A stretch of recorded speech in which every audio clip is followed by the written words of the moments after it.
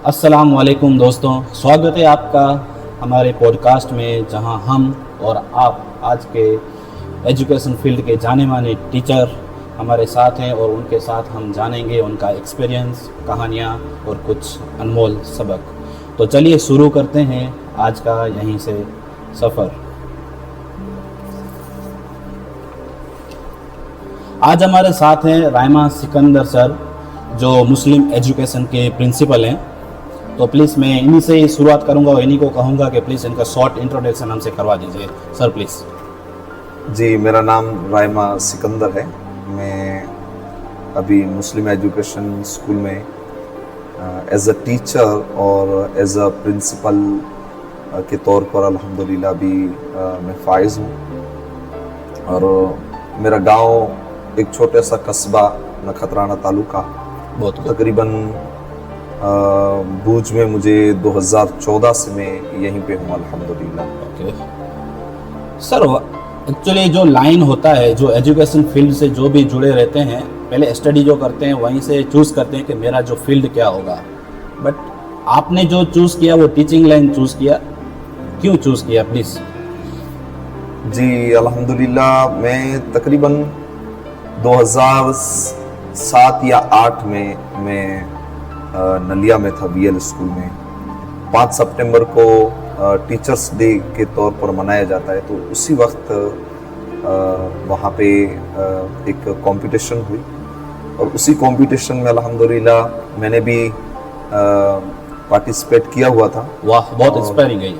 जी, और वहीं से मुझे ऐसा लगा कि मुझे टीचर ही बनना है अल्हम्दुलिल्लाह। जी, ओके। तो सर, आपने जो स्टडी किया वहाँ से आपकी स्कूल लाइफ और कॉलेज लाइफ कैसी रही? कोई यादगार पल प्लीज़ शेयर कीजिए आप। जी अल्हम्दुलिल्लाह, मैं तकरीबन 2008 में नलिया में था। तो उस वक्त है वो 7वीं में पढ़ता था। 7वीं से लेकर 10वीं तक नलिया में पढ़ाई की और उसके बाद 11th साइंस मैंने किया कोठारा में। ओके। और उसके बाद 12th साइंस है मैंने भूज में किया और उसके बाद मैंने कॉलेज किया लालन कॉलेज में। उसके बाद बीएड किया मैंने आदिपुर कॉलेज में, गजवाणी कॉलेज में। और उसके बाद मैंने मास्टर डिग्री हासिल की सुरेंद्र नगर यूनिवर्सिटी से अल्हम्दुलिल्लाह। तो अल्हम्दुलिल्लाह बहुत सारे यादगार पल रहे अल्हम्दुलिल्लाह। एक्चुअली जो एजुकेशन फील्ड रहता है, मोस्ट ऑफ परसेंटेज सर हम जो स्टूडेंट में देखते हैं वो आर्ट्स के अंदर ही मोस्ट ऑफ रहता है। बट आपका जो एजुकेशन जो फील्ड है, आपने चूज़ किया मैथ और साइंस में ज़्यादा है आपका वैसे।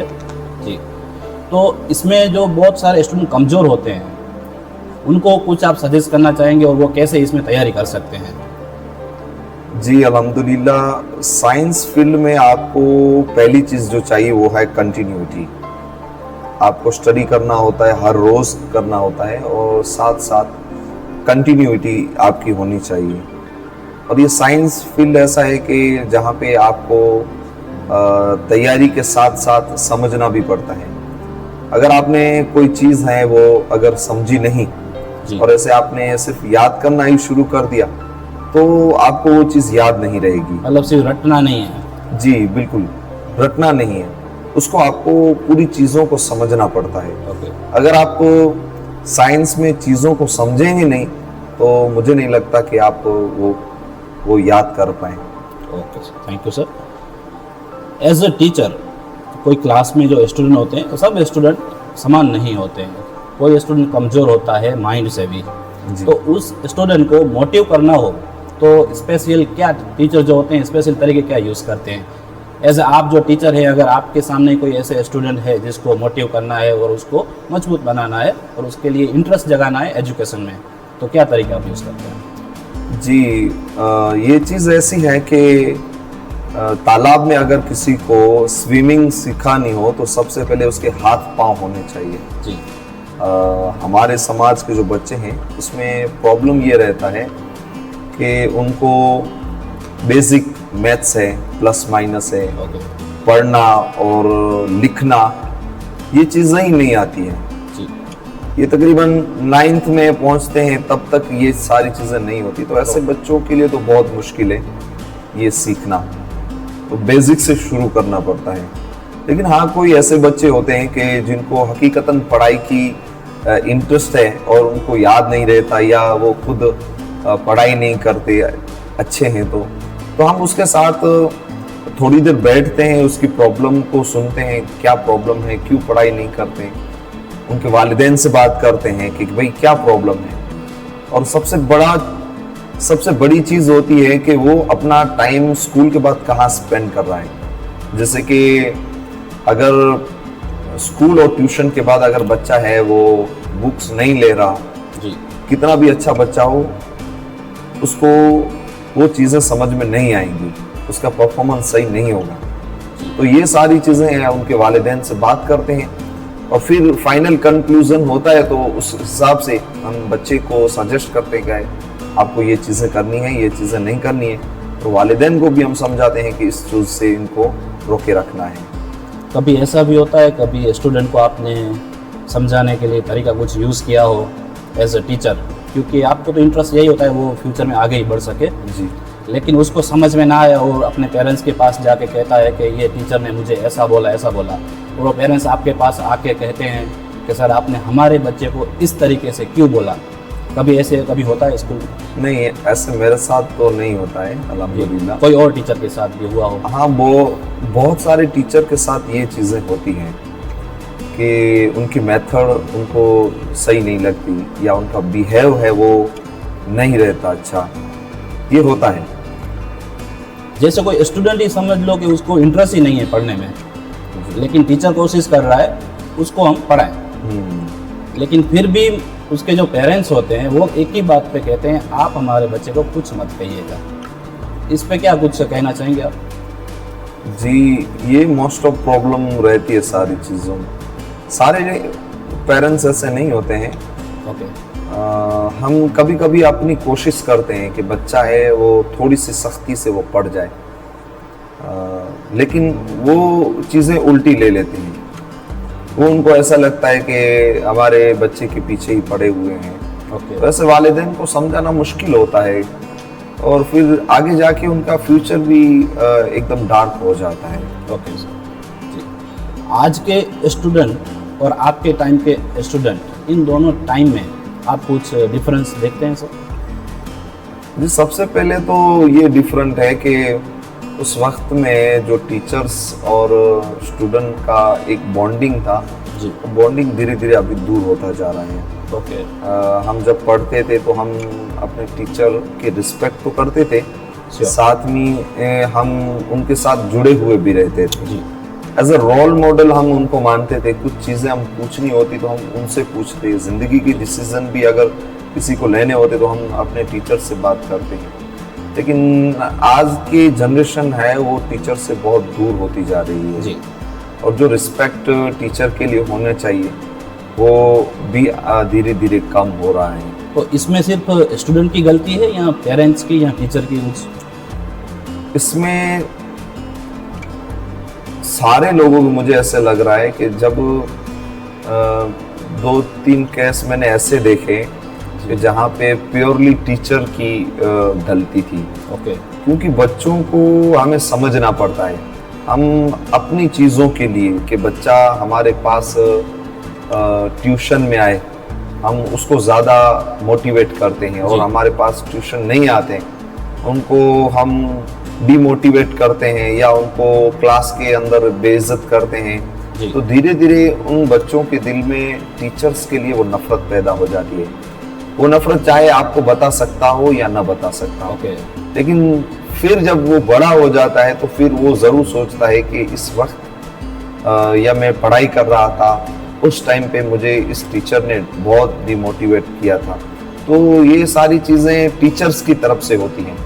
एक बच्चे को एक सही तरीके से उसको इज्जत देना या उसको अच्छी तरह से बुलाना या अच्छी तरीके से उससे बात करना, रिस्पेक्टफुली बात करना, ये टीचर्स में कभी कभी नहीं होती है। क्योंकि स्टूडेंट जो होता है उसका माइंड तो थोड़ा बच्चे जैसा ही होता है। जी बिल्कुल, उतनी समझदारी उसमें नहीं है कि वो आपसे अच्छे तरीके से बात कर सके। ऐसा भी हो सकता है कि कभी कभी बच्चे हैं वो आपसे ऐसी बात करते हैं कि जो आपको हर्ट हो, आपको अच्छा न लगे, लेकिन एज अ टीचर हमें ये सोचना पड़ता है कि इसका जो मानसिक वय है, जी मेंटली उसका ग्रोथ है वो हुआ नहीं है अभी तक, तो ये सारी चीज़ें आने में टाइम लगता है।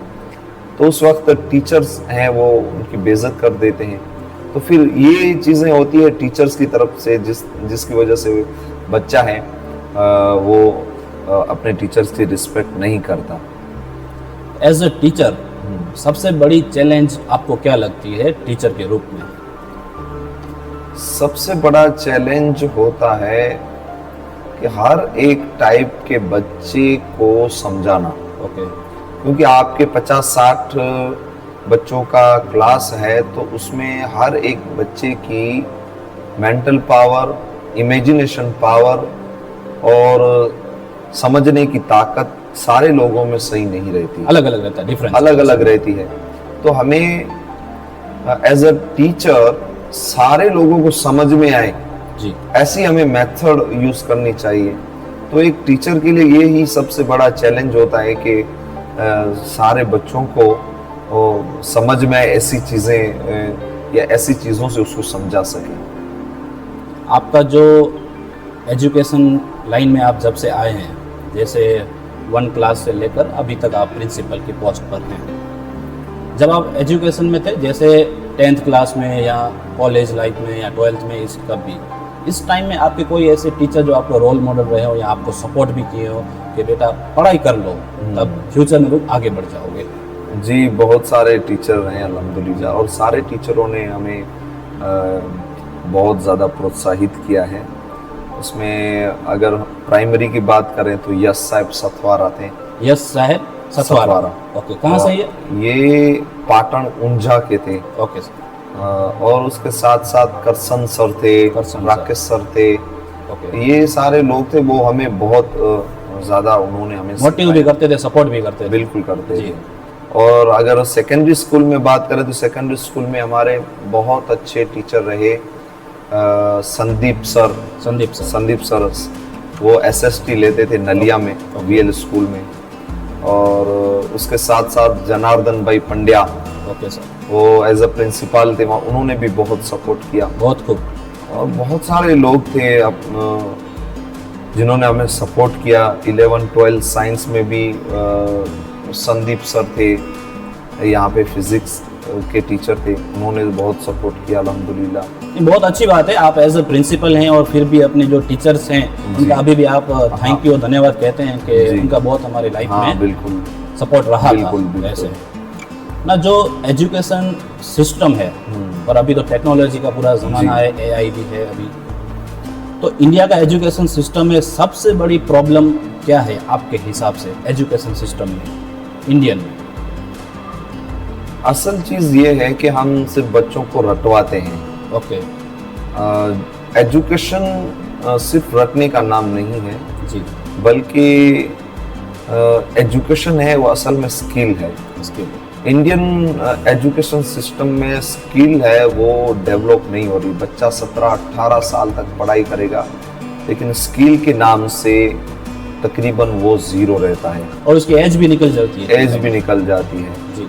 फॉरेन कंट्री में बच्चों को पहले से ही स्किल सिखाते हैं। ओके, इसी वजह से वो ज़्यादा कामयाब हैं। हम सिर्फ पढ़ते हैं और याद करते हैं, वो उसका प्रैक्टिकल यूज़ बहुत करते हैं, और साथ में मॉरल वैल्यू भी साथ में सिखाते हैं। ये सारी चीज़ें हैं वो मुझे ऐसे लग रहा है कि एजुकेशन सिस्टम में इस चीज़ की कमी है। और अगर आपको एक चीज़ इंडियन एजुकेशन सिस्टम में बदलने का मौका मिले, चांस मिले, तो आप क्या बदलना चाहेंगे?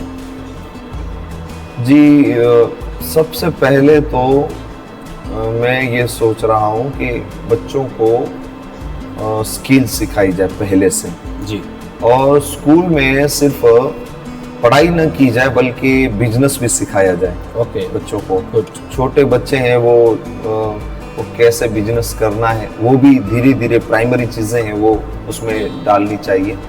और एजुकेशन को एक हम प्रैक्टिकली लेवल पर अगर ले जाएं ओके, तो मेरे ख्याल से बच्चों में ज़्यादा ग्रोथ आ सकता है। तो ये अगर चेंजेस हो जी, तो बच्चों की पढ़ाई में बहुत ज़्यादा इम्प्रूवमेंट आ सकता है। स्टडी और एजुकेशन में अभी का जो देखा जाए दौर, तो कोविड के बाद, कोरोना जब आया था, कोविड के बाद हमने ज़्यादातर देखा तब वहाँ से ऑनलाइन क्लासेस चालू हो गए हैं और अभी भी चल रहे हैं ऑनलाइन क्लासेस। तो ऑनलाइन और ऑफलाइन क्लास में आप क्या डिफरेंस देखते हैं?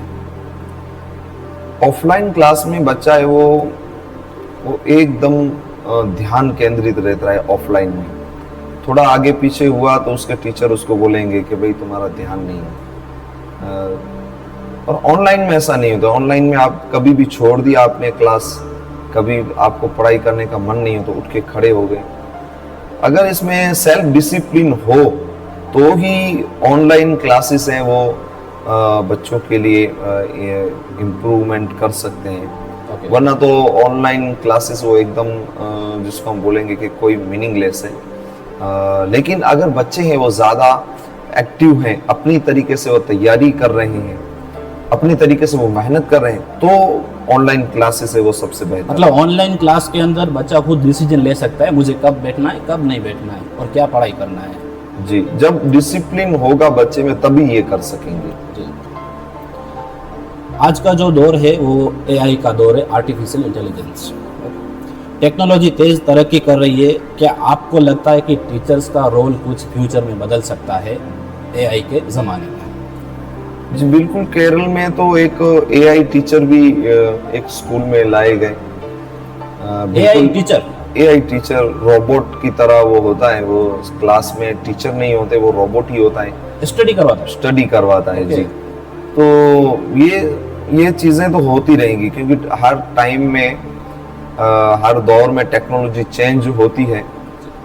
तो ये भी चेंजेस तो आना एकदम कोई शक नहीं है इस चीज़ में। तो ये सारी चीज़ों को अगर अभी से टीचर्स हैं वो सीखने लगेंगे तो मुझे लगता है कि आगे उनका फ्यूचर हो सकता है। वरना सारी चीज़ें हैं वो आपको ऑनलाइन एआई पे मिल जाएंगी। जी। स्कूल सिर्फ है वो आपको एक सर्टी देगा कि बस आप यहाँ पे पढ़ रहे हैं। मतलब फ्यूचर का जो ज़माना आएगा वो पूरा एआई से भरपूर रहेगा। इसलिए मतलब जो आज के स्टूडेंट हैं उनको तैयारी फ्यूचर की ऐसे ही करनी होगी। जी बिल्कुल। ओके सर, आप कोई ट्यूशन क्लास भी चलाते हैं जिनका नाम है सवाब मुस्तफ़ा ट्यूशन क्लासेस? जी अल्हम्दुलिल्लाह। मैं तकरीबन 3 से 4 साल से हम 3-4 साल हो गए। बहुत सवाब मुस्तफ़ा एकेडमी चलाते हैं अल्हम्दुलिल्लाह। और ये तकरीबन हम 1 से 8 क्लासेस और इसके साथ 9 से 12 और 11-12th में हमने साइंस और आर्ट्स ये 2 डिपार्टमेंट हमने शुरू किया अल्हम्दुलिल्लाह। जी। ओके, तो इसका कैसे हैंडल करते हैं, क्या फीस लेते हैं आप? जी अल्हम्दुलिल्लाह हम ये डोनेशन बेस पे चलाते हैं इसको। कितना खर्च आता है मंथली? मंथली इसका खर्च आता है 1,05,000 की। 1,05,000 एज अ डोनेशन क्लास चलाते हैं आप? जी अल्हम्दुलिल्लाह। मतलब आप स्टूडेंट से फीस नहीं लेते? जी हम फीस नहीं बोलते उसको, डोनेशन बोलते हैं। लेकिन ये डोनेशन ऐसा होता है कि अगर किसी को देना है जी, हम हर मंथ है वो कहते हैं कि भाई बच्चे हैं वो हमारा इतना खर्च है। तो बच्चे हैं वो एज अ डोनेशन के लिए हम कहते हैं तो बच्चे वो लेके आते हैं। लेकिन अगर किसी के पास पैसा नहीं है और वो कहेगा कि सर मेरे पास पैसे नहीं है, इस मंथ में डोनेशन नहीं दे सकता, या हमने जो डोनेशन जो नक्की किया है वो अगर उसने सोचा कि भाई इस साल या इस मंथ हमें नहीं देना है, या कोई ऐसे लोग आ जाते हैं कि बोलते हैं कि सर ये इस बच्चे की फीस नहीं लेनी है, तो फिर हम उस बच्चे की डोनेशन बेस पर भी फीस नहीं लेते हैं। कहने का मकसद ये है कि अगर एजुकेशन है वो पैसे ना हो तो इस वजह से किसी बच्चे का एजुकेशन है वो खराब ना हो, इसी हेतु से हमने ये पूरा क्लासेस शुरू किया था। आज के दौर में इंडिया के अंदर एजुकेशन फील्ड के अंदर मुस्लिम आबादी बहुत कम है। इस पे आपकी क्या राय रखना चाहेंगे आप? जी हमारे बच्चे हैं वो असल में ऐसी चीज़ें हैं कि बहुत सारे फजूल चीज़ों में मुब्तला है। जैसे कि ऑनलाइन गेमिंग है, क्रिकेट है, घूमना है, गाड़ियों पे घूमना है। इसकी सबसे बड़ी वजह होती है उनके पेरेंट्स। तरबियत करनी होती है बच्चों की जी, वो असल में तरबियत ही नहीं कर पा रहे हैं बच्चे की। और तरबियत नहीं हो रही, बच्चे को पढ़ाई के लिए मोटिवेशन जो चाहिए वो मोटिवेशन घर से ही नहीं मिलता है, तो फिर थोड़ा मुश्किल होता है। जी। जो दूसरी कौम के लोग हैं वो उस चीज़ को समझते हैं, अपने बच्चों को ज़्यादा से ज़्यादा मोटिवेट करते हैं कि भाई आप पढ़ाई करें, उनको समझाते हैं। लेकिन हमारे पेरेंट्स में ये बहुत ही कम चीज़ें नज़र आ रही हैं। और उनका जो डोनेशन भी होता है ज़्यादातर वो एजुकेशन लाइन में ही होता है। जी बिल्कुल, जी, मैंने देखा भी है, मेरे कुछ फ्रेंड्स भी हैं, वो बात भी करते हैं कि हमारा जो डोनेशन होता है ज़्यादातर एजुकेशन फील्ड में ही हम जी, लगाते हैं, बिल्कुल, बिल्कुल। कहीं दूसरी जगह बहुत कम होता है। जी जी जी बिल्कुल। जी। और फाइनली अगर एक मैसेज आप स्टूडेंट और उनके पेरेंट्स इन दोनों को आप कुछ मैसेज देना चाहें तो प्लीज़ हमारे चैनल से आप दे सकते हैं। बिल्कुल, अल्हम्दुलिल्लाह। मैसेज तो बस यही है कि भाई आप अपने बच्चे को एजुकेशन भी दिलाएं और साथ में एक अच्छा इंसान भी बनाएं। यही सबसे बड़ी चीज़ होती है कि अगर आप पढ़ाई की लेकिन आपके अंदर इंसानियत के गुण नहीं है, आपके अंदर एक अच्छे इंसान के गुण नहीं है, तो ये सारी पढ़ाई है वो सारी बेकार है। किसी बुजुर्ग ने फरमाया है कि अगर किसी आलिम को बात करने का तरीका नहीं आ रहा ओके, तो वो जाहिल ही है, उसने कुछ सीखा ही नहीं। तरबियत होनी ज़रूरी है। तरबियत होनी ज़रूरी है। बहुत बहुत धन्यवाद, बहुत बहुत खूबसूरत जवाब रहे हैं आपका। हमारे व्यूअर्स के लिए ये बातें आपकी ज़रूर मोटिवेट रहेंगी। आपने जो वैल्यूएबल बातें शेयर की वो हर स्टूडेंट और जो भी देख रहे हैं इनके लिए बहुत ही इंस्पायरिंग है। आपका एक्सपीरियंस सुन के लगा कि एक टीचर सिर्फ पढ़ाते नहीं बल्कि ज़िंदगी के लेसन भी देते हैं। हर स्टूडेंट की लाइफ में एक टीचर होता है जो उसकी सोच बदल देता है। आज के इंटरव्यू से हमें ये समझ आया कि टीचिंग एक बहुत ही प्रोफेशन नहीं, एक जिम्मेदारी है। आपका बहुत बहुत शुक्रिया। और दोस्तों याद रखिए, एक अच्छा स्टूडेंट बनने के लिए सिर्फ किताबें ही नहीं बल्कि अपने टीचर की गाइडेंस को फॉलो करना ज़रूरी है। तो मिलते हैं नेक्स्ट एपिसोड में, प्लीज़ सब्सक्राइब।